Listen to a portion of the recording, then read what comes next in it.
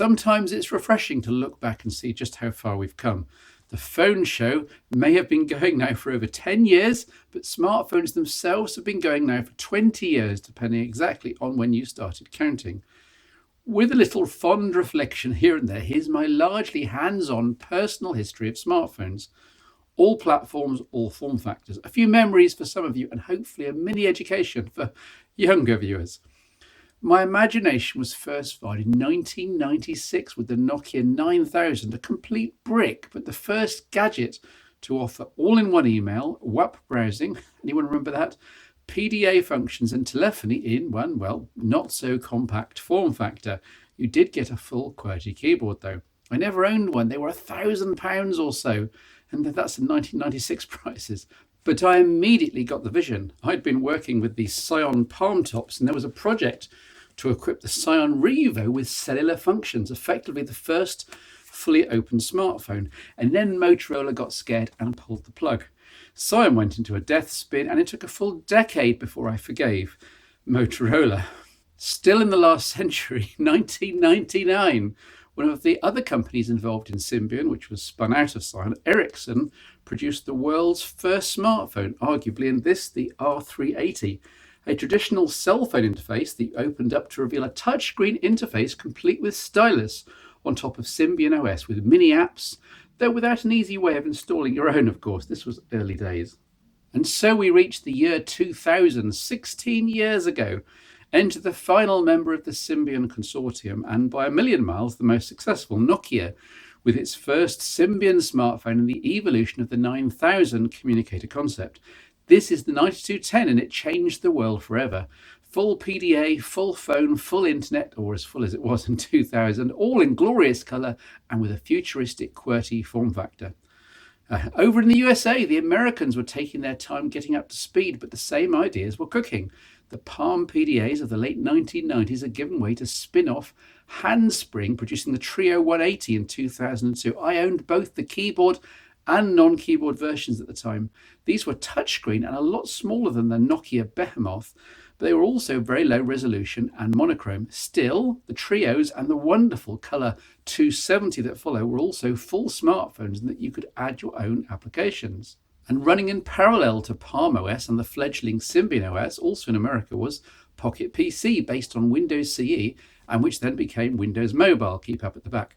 Microsoft and their names. But it got interesting when these gained SIM slots and became smartphones. The O2 XDA, also in 2002, was the first, as far as I know, made by HTC. Yes, really, giving us large-screened, touch-based colour smartphones a full 5 years before the Apple iPhone. And if the XDA bit seems familiar, it's because enthusiasm for hacking this device and its successors was where the famed XDA developers' website got started. So now you know. 2002 was the year, really.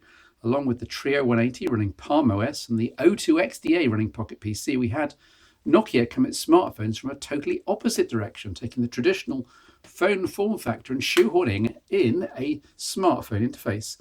The result was the Nokia 7650 here, the very first Series 60, later S60 smartphone on Symbian, and famous as the first camera-toting smartphone in the world. 0.3 megapixel resolution and no video capture at all. We've come a long way. Okay, move along 2 more years to 2004, and I wanted to give a final shout out to Nokia's business ambitions in the 9500 communicator, now slimmed down impressively and usable as a regular phone for the very first time. 2006 was a watershed year because the phone show started. Moving on. Smartphones did start moving into the mainstream, though, spearheaded by this, the Nokia N95. Unbelievably ambitious from a technical standpoint, shoehorning in a massive 5 megapixel camera with sensor size comparable to 2016's flagships, and it had GPS and navigation for the first time. Amazing convergence in something so small. But it had come out of the D-pad-driven world of S60 and was limited by the small screen and the limited processor. And here's the higher RAM N95 8GB version as well. Which is why, along with the N95, the original Apple iPhone came as a critical point for the industry 6 months later in mid-2007.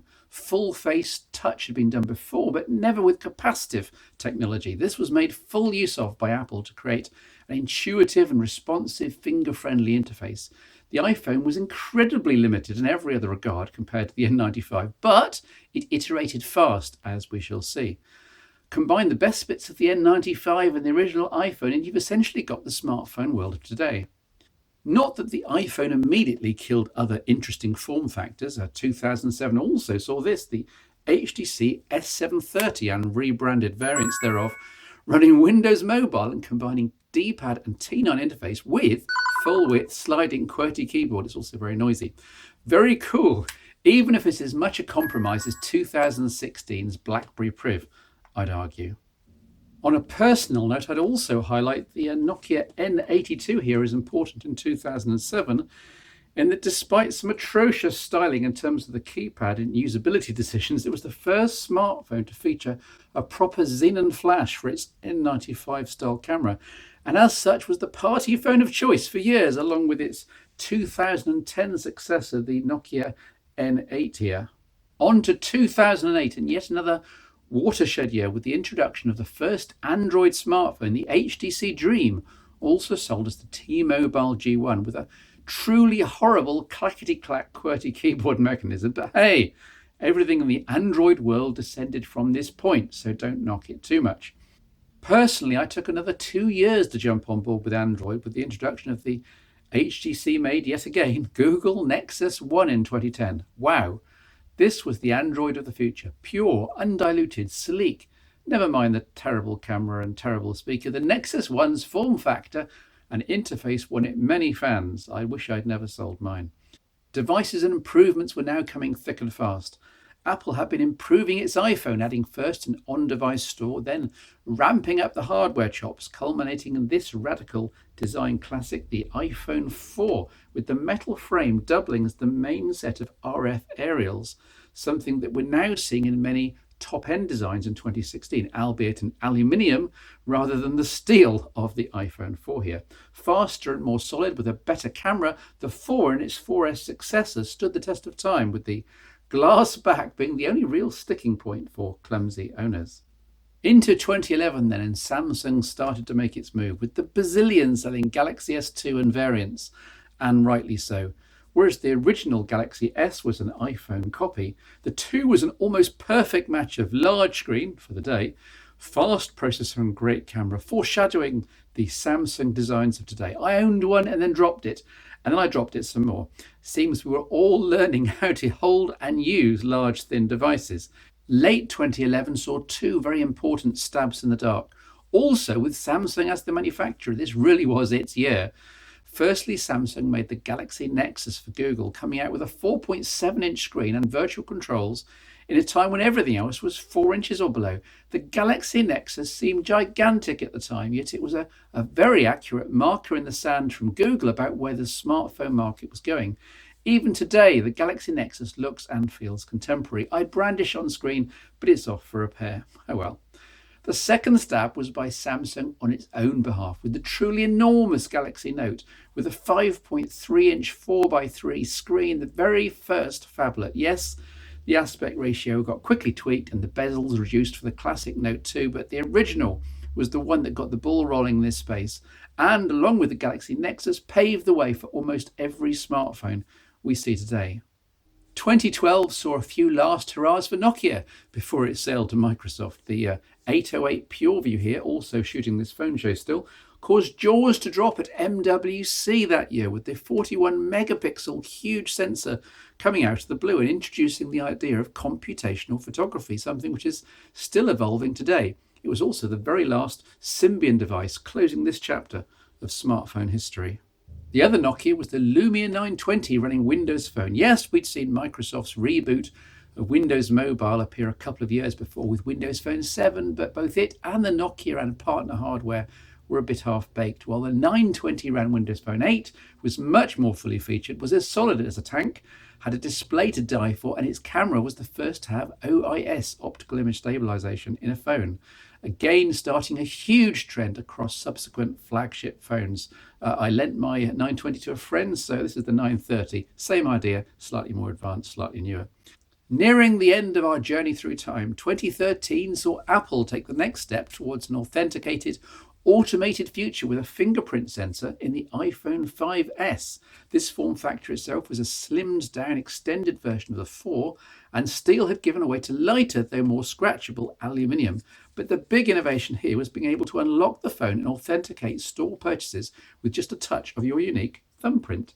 This, along with NFC and similar extensions in more modern devices, has led to a world where more and more people are starting to pay for things in real world shops without needing a wallet and without needing to enter a PIN or similar. 2013 also saw the release of 2 smartphones which marked a watershed in the Android world, marking out the new minimum spec that everything that followed really needed. As a result, they in turn remained future-proof. A 5-inch 1080p screen and 2GB of RAM. The devices were the classic Samsung Galaxy S4 here and the LG-made Google Nexus 5, both of which remain eminently serviceable in 2016. The S4 was one of the ultimate Swiss Army knife phones in terms of swapping in and out components, taking it apart and so on, while the Nexus 5 came in new at half the price of the flagships of its time. Both are now an utter bargain on the second-hand market if you're stuck for cash. Staying away from controversy, though, I'm stopping there, with deliberately nothing from 2014 onwards, since such devices are still in use, still being sold and not part of history, and any mentions will therefore be 100% subjective. Comments welcome on the YouTube channel if this history of smartphone innovation has struck a chord with you. How far back do you go?